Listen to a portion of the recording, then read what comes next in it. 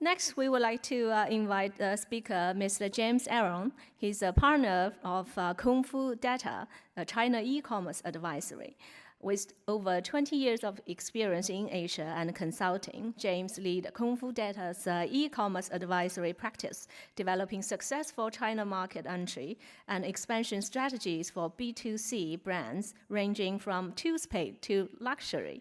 His ability to pull actionable insights from raw data has helped move the needle for his clients. He's a blogger and frequent speaker at international e-commerce events, including Growing Global, Apex-Brasil, Global Retail Insights Network, and BWG. Now let's welcome Mr. James Eron.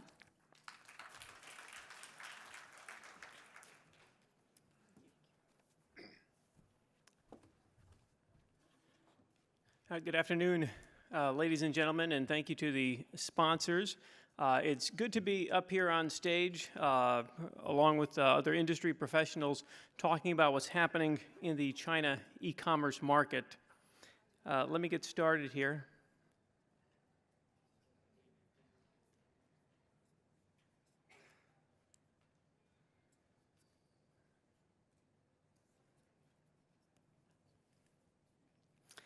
Okay, so today I'd like to talk about what's unique about the China e-commerce market. The first thing, as you can imagine, is simply the size. So China itself, with a large population of over 1.3 billion people, has a huge, large and growing internet population. As was mentioned before, earlier in the day in the conversation, there are over 700 million internet users. That number is growing. Currently, about 22% of all B2C commerce, business to consumer commerce, is done online, and that number is expected to continue to grow. So if you are a merchant or a brand here in Vancouver or in Canada looking at what are the opportunities for e-commerce globally, you cannot ignore the Chinese e-commerce market. It represents about 40% of global e-commerce today. The next thing is that the ecosystem is quite different. We talked, or you heard from Meitong Dianping and a number of other platforms today.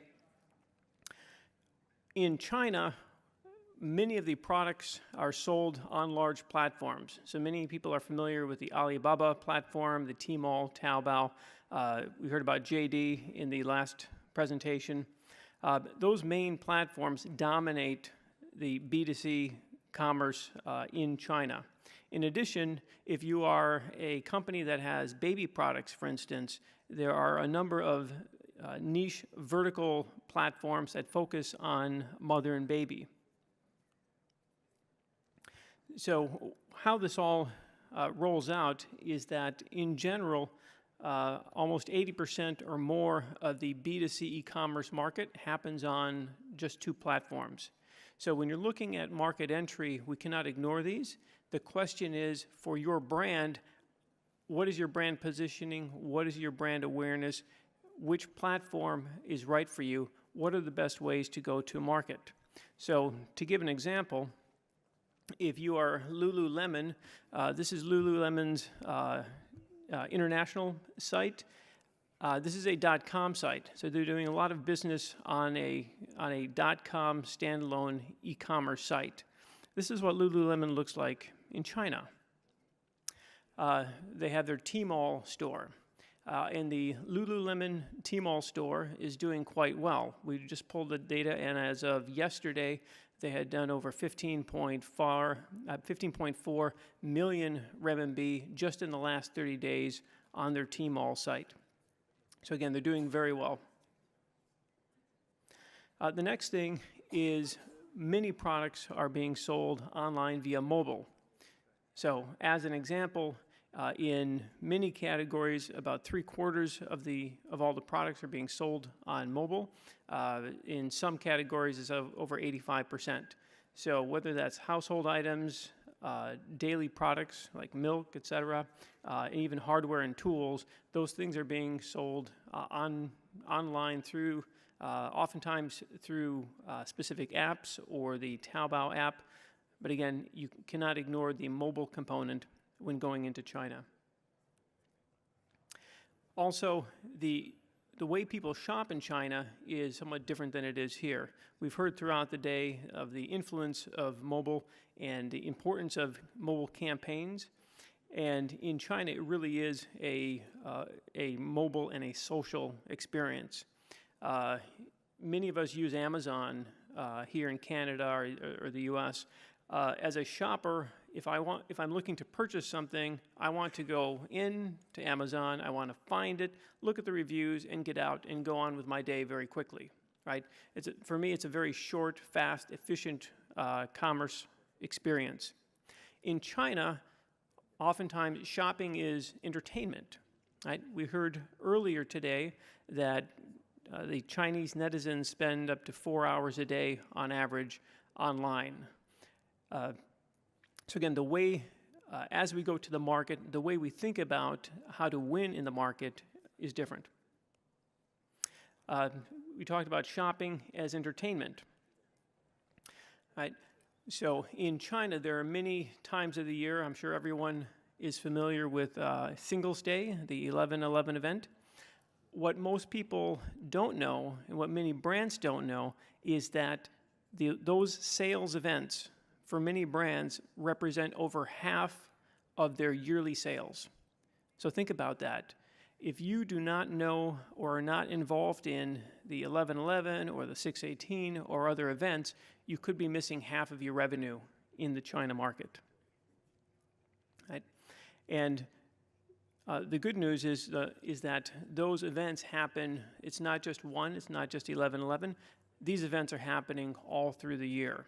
And it really, on the Tmall platform, for instance, one thing is to have a good relationship not only with your e-commerce partner in China, but also make sure that you and your e-commerce partner in China have a good relationship with the Xiao'er, the category manager at Tmall, JD, etc. Okay? So again, shopping is entertainment. People watch a lot of live streaming events. Again, social and mobile really drives transaction and conversions in the market. We've looked at, we audit hundreds of brands every year at KungFu Data, and the brands that have really adopted and embraced social media, their conversion rates are much higher than the average brand. And also, shopping is theater, it's entertainment. So this is one of my favorites here. So Ma Dachang, 20 years ago, his family, his father started an injection molding company that made suitcases, right? So a few years ago, the son, Da Qiang, came out with his own line of suitcases, and he's a happy guy, okay? He's a big guy.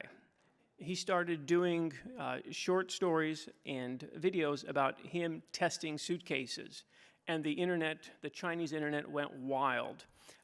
His average transaction volume jumped and had over nearly 2.5 or 3 times the transaction number as versus the typical sales orders. So he's done very well.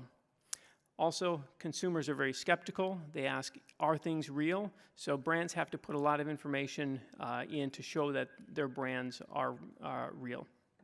Okay? Let me move to talk about where does success begin in China. We look at it as generally a 3-step approach to taking your brands into the China market. The first is the preparation. So understanding your strategy, saying, is our brand ready for China? And is China ready for our brand? Once we do the analysis and the strategy to understand how to get into the market, the next thing is to actually go into operations to launch, whether that's starting up a Tmall site, launching a Tmall flagship store, or finding a distributor or a multi-brand store, etc. So the first part about entering the China market is to know your brand awareness, right? So to understand how much revenue, how much traffic you could be getting versus your competitors. And one of the things we say is for many brands, especially smaller brands or SMEs, the fastest way to go to China is to not go to China, right? Because oftentimes, looking at the 200 million Chinese tourists that travel around the world, the best way to activate, to make your brand known in the China market is to actually activate outside the China market. So set up at Vancouver Airport, or Chicago, New York, London, etc., so that when the Chinese are coming out from China on their travel, that they see your products, they begin to blog about it, they take it back with them, and that's oftentimes how brands are activated in the China market. Next thing, understand who your customers are. We talked about demographics in the previous presentation. So looking at male, female, the age groups, et cetera.